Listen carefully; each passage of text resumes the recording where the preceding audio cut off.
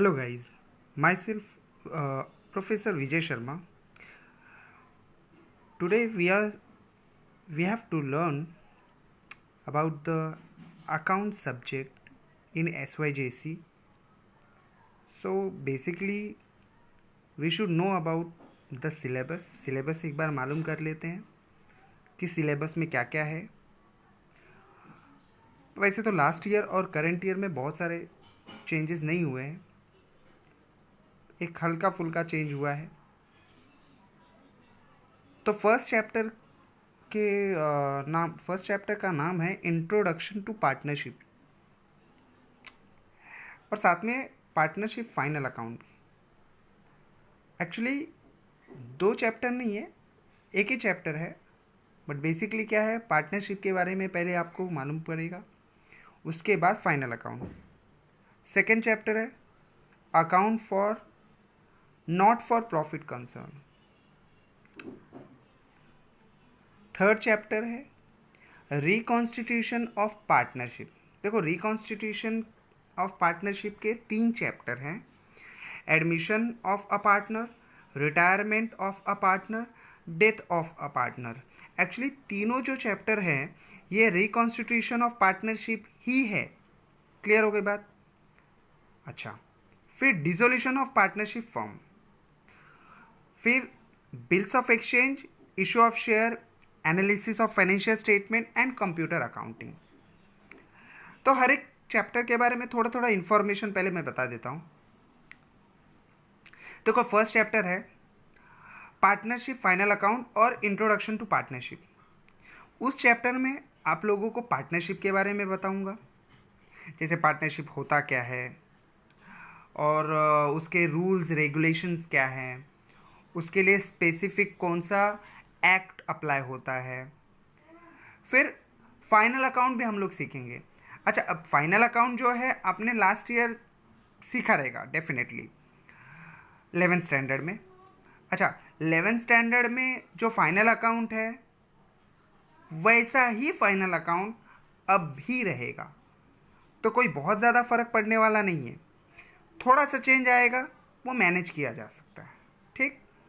Second chapter वो भी final account का ही है, लेकिन फाइनल अकाउंट कौन सा, किसका फाइनल अकाउंट? ऐसी ऑर्गेनाइजेशन जो प्रॉफिट के लिए बिजनेस करती ही नहीं है, जिनका एम प्रॉफिट कमाना होता ही नहीं है. ऐसी ऑर्गेनाइजेशन अगर फाइनल अकाउंट बनाती है तो क्या सिस्टम फॉलो करेंगे, कैसा अकाउंटिंग किया जाएगा, वो हम लोग सीखेंगे. थर्ड चैप्टर जो है रिकॉन्स्टिट्यूशन ऑफ पार्टनरशिप है. रिकॉन्स्टिट्यूशन का मतलब होता है एग्रीमेंट में चेंज करना. जैसे क्या होता है, पार्टनर के बीच में एग्रीमेंट होता है. अब वो एग्रीमेंट बदल जाता है. कब बदलेगा? जब एडमिशन होगा पार्टनर का, रिटायरमेंट होगा किसी पार्टनर का, या फिर कोई पार्टनर का डेथ हो जाएगा. तीनों केस में क्या होगा, जो पुराना एग्रीमेंट होगा वो बदल जाएगा, नया एग्रीमेंट बनाना पड़ेगा. यानी पुराना एग्रीमेंट कैंसिल करके नया एग्रीमेंट बनाना, उसको रिकॉन्स्टिट्यूशन ऑफ पार्टनरशिप बोलते हैं. फिर आता है डिसोल्यूशन ऑफ पार्टनरशिप फॉर्म. अच्छा, डिसोल्यूशन ऑफ पार्टनरशिप फॉर्म का मतलब क्या होता है कि पार्टनरशिप फर्म बंद कर देना. जब पार्टनरशिप फर्म बंद करोगे तो उसका अकाउंटिंग तो करना पड़ेगा. ऐवे ही बंद नहीं हो जाएगा कि हाँ चलो भाई शटर है गिरा दिया, ऐसा नहीं है. उसका अकाउंटिंग करना पड़ेगा और उसमें कुछ सिस्टम फॉलो करना पड़ेगा. ये सारी बातें जब हम लोग चैप्टर आएगा तब सीखेंगे. Bill of exchange one of the important chapter है. ऐसे देखा जाए इस चैप्टर के बारे में तो ये चैप्टर बहुत मायने रखता है थियरी के पॉइंट से. इसमें सबसे ज़्यादा थियरी है, आप ऐसा बोल सकते हैं. Issue of shares. इस चैप्टर में हम लोग कंपनी के बारे में पढ़ेंगे, कंपनी के शेयर के बारे में पढ़ेंगे, शेयर इशू कैसे किया जाता है इसके बारे में पढ़ेंगे, और डिटेल में पढ़ेंगे डेफिनेटली। 9th चैप्टर है analysis of financial statement. Analysis का मतलब होता है एक तरीके से स्टडी करना। फाइनेंशियल स्टेटमेंट का मतलब होता है फाइनल अकाउंट। तो आप ऐसा भी समझ सकते हैं कि जो कंपनी होती है उसका जो फाइनेंशियल स्टेटमेंट होता है उसकी स्टडी कैसे करनी चाहिए। स्टडी क्यों की जानी चाहिए?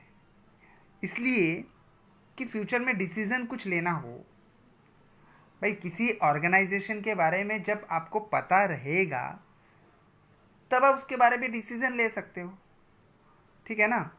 तो वो डिसीज़न लेने के लिए और भी बहुत सारे एक्टिविटी के लिए हेल्पफुल होता है स्टडी करना। So analysis of financial statement. And last is computer accounting. देखो कंप्यूटर अकाउंटिंग बहुत इंपॉर्टेंट है। पहले तो ये चैप्टर है SY BCom FY BCom इसमें होता था। इनफैक्ट TY BCom में एक सब्जेक्ट भी है IT, जहाँ पे आपको अकाउंटिंग के बारे में भी काफ़ी सारा इन्फॉर्मेशन मिलता है। बट अब इसको 12th लेवल पे भी लाया है इन लोग ने।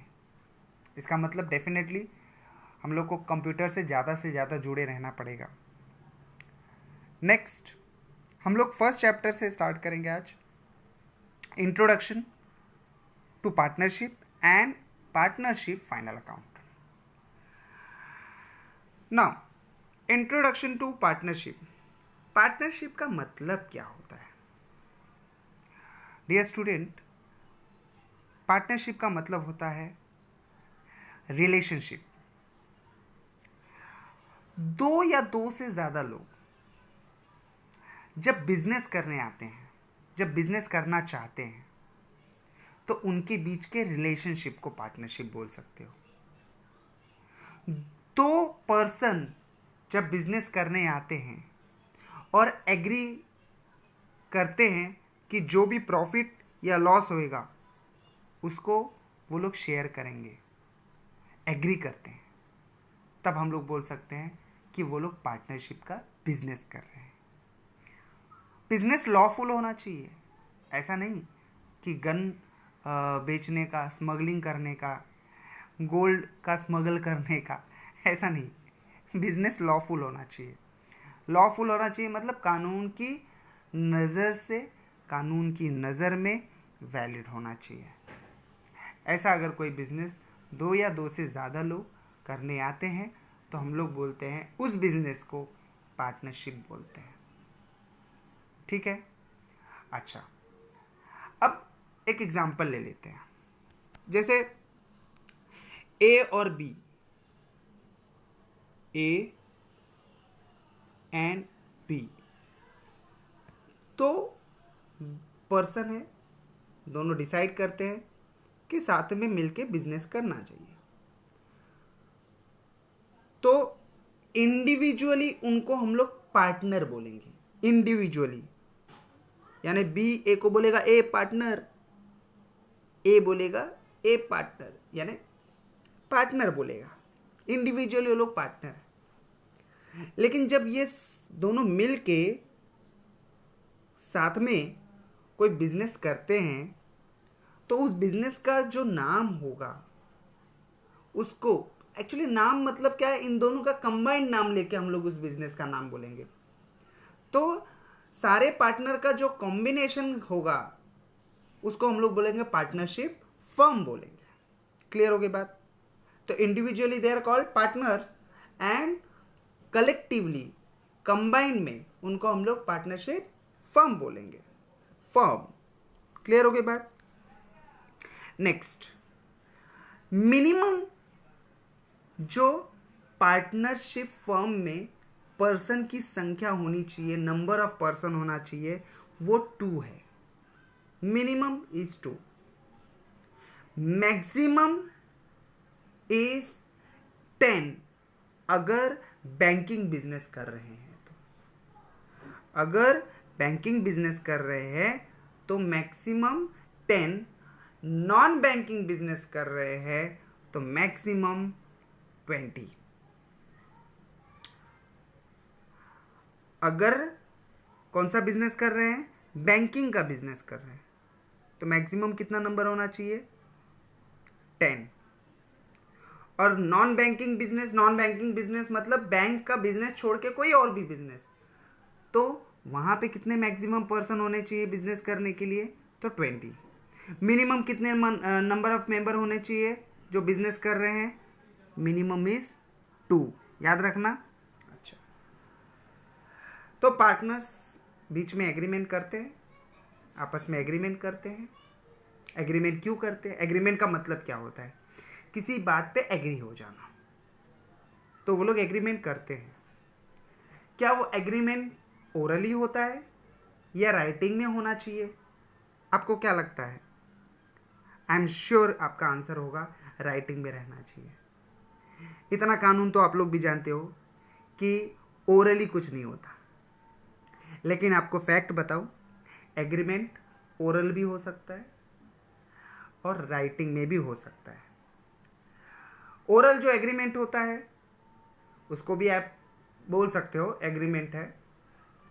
राइटिंग में जो एग्रीमेंट होता है उसको पार्टनरशिप डीड बोला जाता है। पार्टनरशिप डीड का मतलब क्या है, एग्रीमेंट ही होता है, राइटिंग में होता है, लेकिन पार्टनरशिप का जो एग्रीमेंट रजिस्टर किया जाता है, राइटिंग में और रजिस्टर, ये दोनों चीज़ें, अगर रजिस्टर भी किया है, राइटिंग में एग्रीमेंट किया है और उसको रजिस्टर भी कर रहे हैं, तो हम लोग उसको पार्टनरशिप डीड बोलते हैं। अब कहाँ पे रजिस्टर करें, तो स्टूडेंट्स एक बात ध्यान में रखना कि पार्टनरशिप के लिए, पार्टनरशिप जो बिजनेस है उसको रजिस्टर करने के लिए, एग्रीमेंट को रजिस्टर करने के लिए एक्ट बनाया गया है। इनफैक्ट ऐसा बोल सकता हूं, पार्टनरशिप बिजनेस रन करने के लिए एक्ट बनाया गया है, पार्टनरशिप एक्ट 1932। यानी अगर पार्टनरशिप का कोई भी इशू है उसको आप एक्ट के रूल के हिसाब से उस इशू को सॉल्व कर सकते हो, उस एक्ट के हिसाब से पार्टनरशिप बिजनेस को चला सकते हो। अच्छा, अब सवाल ये है कि ये एक्ट के अंडर में रजिस्ट्रेशन करना क्या सबके लिए कंपलसरी है? तो जवाब है इसका नहीं। आप चाहें तो रजिस्टर करवा सकते हैं पार्टनरशिप अपना एग्रीमेंट, नहीं चाहते तो मत करवाइए। बट महाराष्ट्र के लिए ये रूल नहीं लगता। महाराष्ट्र में रूल ये है कि आपको पार्टनरशिप का बिजनेस रजिस्टर करवाना ही पड़ेगा, और जब आप अपना बिजनेस रजिस्टर करवाओगे तो उसको बोला जाएगा पार्टनरशिप डीड। समझ में आया बात? पार्टनरशिप डीड किसको बोलते हैं? पार्टनरशिप डीड के बारे में समझ में आया? पार्टनरशिप डीड क्या होता है? Written and registered agreement between the or among the partners. अच्छा, अगली बात, एग्रीमेंट, या ऐसा बोल सकते हो कि पार्टनरशिप डीड में रहता क्या है, मतलब एग्रीमेंट तो है बट क्या लिखा जाता है? नंबर 1, कौन कौन पार्टनर है। नंबर 2, कितना कैपिटल लाएंगे, हर एक पार्टनर कितना कैपिटल लाएगा। नंबर 3, बिजनेस का नाम क्या होगा। नंबर 4, बिजनेस का रजिस्टर्ड ऑफिस कहाँ पे होगा। नंबर 5, पार्टनर कितना ड्राइंग कर सकता है। नंबर 6, पार्टनर को कितना इंटरेस्ट ऑन कैपिटल मिलेगा। नंबर 7, पार्टनर कितना इंटरेस्ट ड्राइंग्स पे देगा। नंबर 8, पार्टनर को सैलरी